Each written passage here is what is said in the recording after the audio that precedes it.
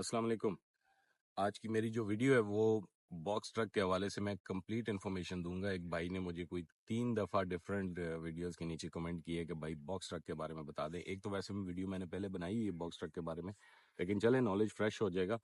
चाहता तो मैं ये था कि ये वीडियो मैं ऑफिस में बनाऊँ, लैपटॉप के सामने बनाऊँ, लेकिन ऑफिस में टाइम नहीं मिल पा रहा और इसी वजह से आज चौथा दिन है। चौथे दिन जाके वीडियो बना रहा हूँ।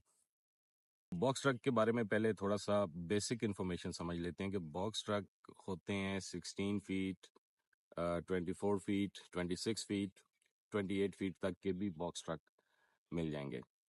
बॉक्स ट्रक बेसिकली सामान क्या लेके जाता है, जितना ड्राई आइटम्स, जो सामान ड्राई वैन में जा सकता है वही सामान बॉक्स ट्रक में भी जा सकता है, बट इसका आपको डायमेंशंस देखनी पड़ती हैं। आप जब भी बॉक्स ट्रक ऑन बोर्ड हो उसकी लेंथ, विड्थ, हाइट ये ज़रूर आप चेक करें कि इसकी विड्थ क्या है, इसकी हाइट क्या है। अच्छे बॉक्स ट्रक जो होंगे 26 फीट के, उसमें क्या चीज़ें होनी चाहिए, किन चीज़ों का आपने ख्याल रखना है।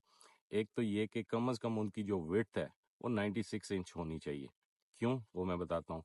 और उनकी जो हाइट है वो भी 96, 98, 102, अगर इतनी इन इंचेस अगर हो तो ज़्यादा बेहतर है। इससे कम वाले में फिर ये होता है कि कोई ऐसा सामान है जिसकी चौड़ाई ज़्यादा है, जिसकी लंबाई ज़्यादा है, जिसकी ऊंचाई ज़्यादा है, उसमें आपको मुश्किल पेश आ सकती है।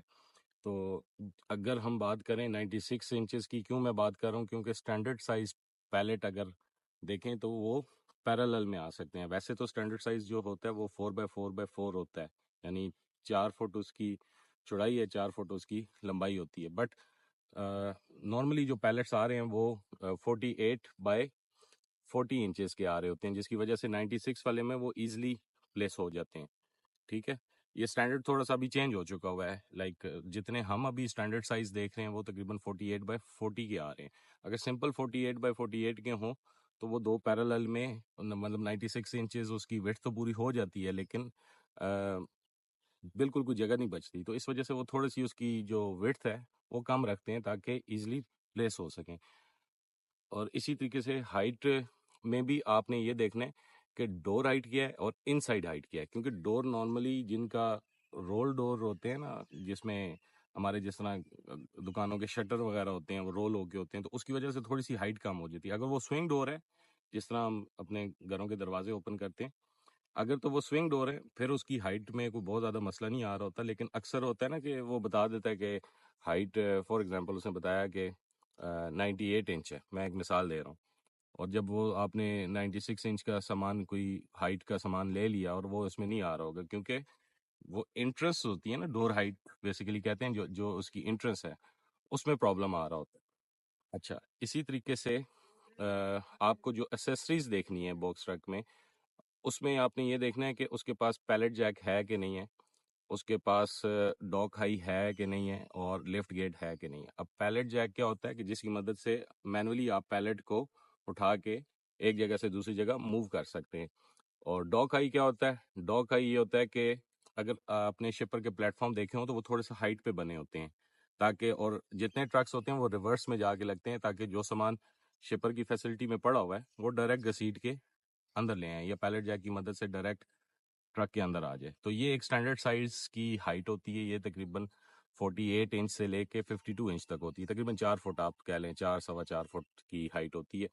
तो वो अगर आपका ट्रक जो बॉक्स ट्रक है वो उस हाइट के बराबर होगा, वो जब रिवर्स में जाके लगेगा तो दोनों शिपर का प्लेटफॉर्म और जो डॉक है, जो डॉक हाई है, ट्रक का जो फ्लोर है, वो आपस में मैच हो जाएंगे। तो वो जो सामान पड़ा हुआ है वो सिंपली स्लाइड होके अंदर आ जाएगा। तो इसलिए मोस्टली शिपर रिक्वायर्ड करते हैं बॉक्स ट्रक के केस में कि आपका ट्रक डॉक हाई होना चाहिए।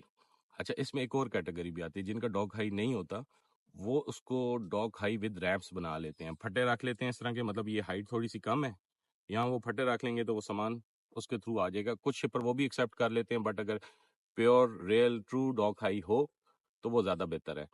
और इसी तरह लिफ्ट गेट क्या होता है, लिफ्ट गेट एक पीछे हाइड्रोलिक प्लेटफॉर्म लगा होता है कि जो सामान ज़मीन से उठाना है, फॉर एग्जांपल अगर वो 1000 LBS का है, 2000 LBS का है, तो वो हाथों से नहीं उठाया जा सकता। कई दफ़ा उसके लिए फिर फोक लिफ्टर की ज़रूरत पड़ती है, तो हर जगह पर फोक लिफ्टर अवेलेबल नहीं होता। तो वो क्या करते हैं, वो सामान सिंपल उस प्लेटफॉर्म पर रखते हैं, वो हाइड्रोलिकली डॉक के बराबर आ जाता है, फ्लोर के बराबर आ जाता है, वहाँ से पुश करके अंदर ले जाते हैं उसको। एडिशनल टूल्स की अगर मैं बात करूँ तो उसमें आपको ई ट्रैक्स और स्ट्रैप्स, डनेज बैग, ये चीज़ें देखनी पड़ती हैं। डनेज बैग की जगह बाज़ लोग पिलो और ब्लैंकेट भी यूज़ कर लेते हैं ताकि कोई ऐसा सामान है, अगर फ्रेजाइल सामान है तो वो डैमेज ना हो। तो ये एसेसरीज भी आप साथ देखते हैं। स्ट्रैप्स वगैरह ये ई ट्रैक्स के साथ सामान सिक्योर करने के लिए होते हैं। डनेज बैग किसी दो पैलेट्स के दरमियान में रख दिए जाते हैं ताकि आपस में टकराए नहीं। तो ये एसेसरीज भी आपने देखनी करनी होती हैं। इस तरह के बॉक्स ट्रक को ज़्यादा अच्छे लोड्स मिलते हैं। अब आते हैं कि इस पे फिल्टर्स क्या लगाने हैं या इसकी सर्चिंग क्या करनी है।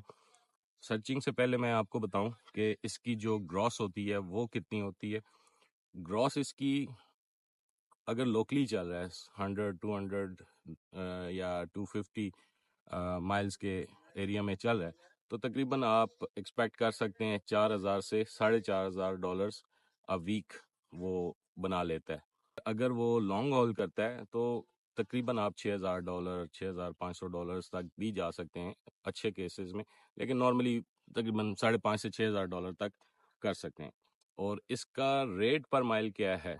Rate per mile, cost per mile आप समझ लें तकरीबन 1.3 1.4 डिपेंडिंग अपॉन के कितना पुराना ट्रक है, किस तरह की फैक्टरिंग उसने यूज़ कर रहा है। ये सारा खर्चा मैं बता रहा हूँ, इवन इंक्लूडिंग जो डिस्पैच फ़ी होती है वो मिला के इनका तकरीबन 1.3 1.35 1.4 इतना इनकी कॉस्ट पर माइल आ रही होती है। ये उनका खर्चा और होता है। इट मीन्स के आप अगर उसको 1.6 $1.7 पर माइल का लोड दोगे तो he will be in profit. अगर इससे कम का देंगे तो उसके लिए थोड़ा सा सर्वाइव करना मुश्किल हो जाएगा।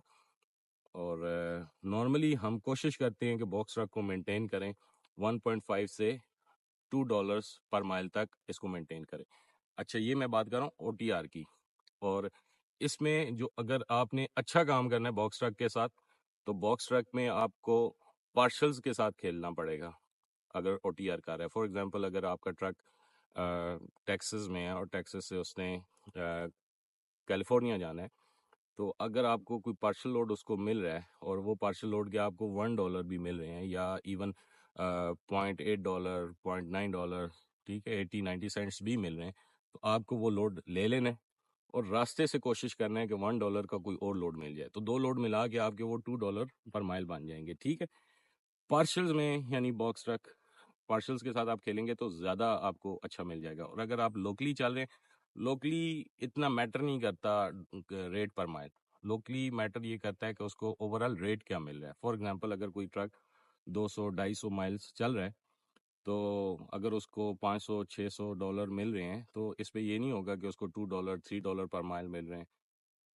उस पे ये होगा कि ओवरऑल पैसे क्या मिल रहे हैं।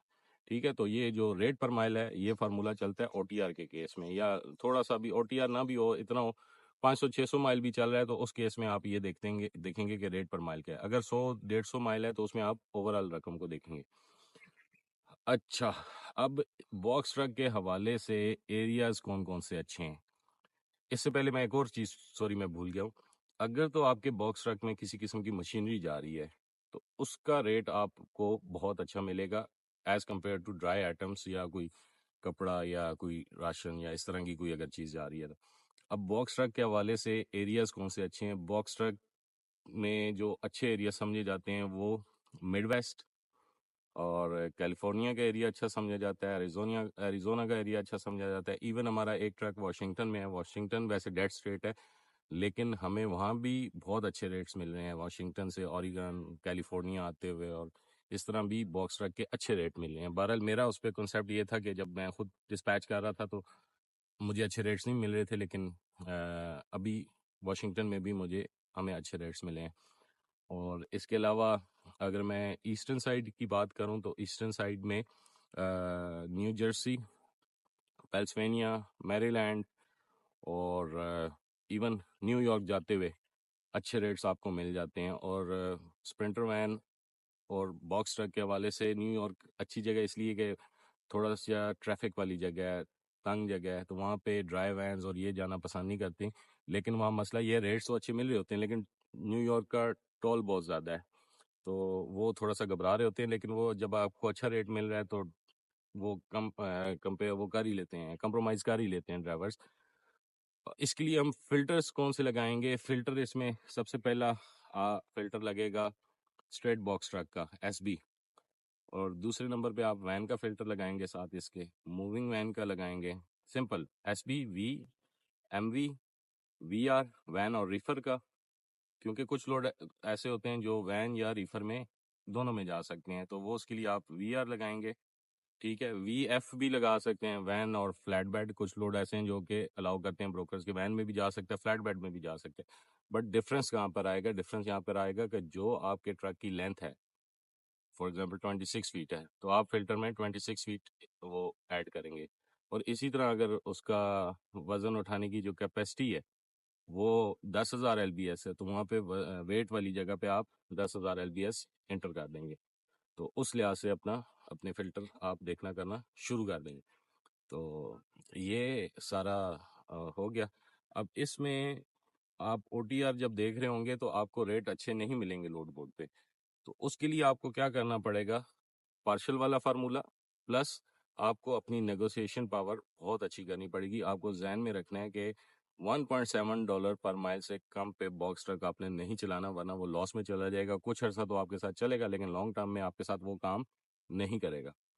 तो इसके अलावा कुछ चीज़ अगर आपने जाननी हो तो मुझे ज़रूर बताइएगा। मेरा ख्याल है जो बड़ी चीज़ें थी वो मैंने आप लोगों को बता दी, एरिया वाइज भी बता दिया, मार्केट भी बता दी कि क्या है बॉक्स ट्रक की और किस तरह आप इसको मूव कर सकते हैं। किसी और ट्रक के बारे में जानना हो, इसके बारे में कोई क्वेश्चन हो तो आप कमेंट में मुझे बताइएगा। मैं इंशाल्लाह उसके बारे में भी एक न्यू वीडियो बना के आप लोगों को इन्फॉर्म कर दूंगा। Thank you.